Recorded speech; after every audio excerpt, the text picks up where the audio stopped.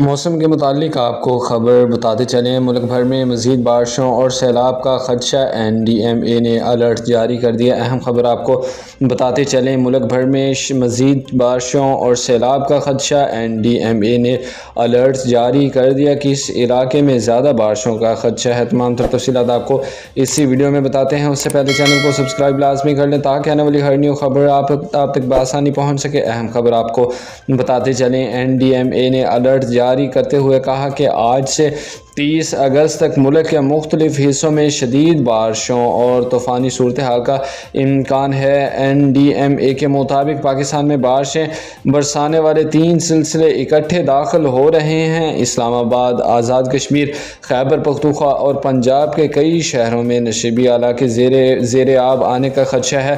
پہاڑی علاقوں میں لینڈ سلائیڈنگ کے شدید خطرات کی بھی نشاندہی کر دی گئی ہے۔ اہم خبر آپ کو بتاتے چلیں، سندھ کے ساحلی اضلاع کراچی، ٹھٹھہ، بدین اور تھرپارکر سمیت دیگر شہروں میں 27 سے 30 اگست تک بارشیں متوقع ہیں۔ بلوچستان کے لسبیلا، خضدار، کلات اور گوادر میں بھی طوفانی بارشوں کا امکان ہے۔ NDMA نے خبردار کیا ہے کہ دریاؤں اور ندی نالوں میں طغیانی کے باعث قریبی آبادیوں کو خطرہ لاحق ہو سکتا ہے۔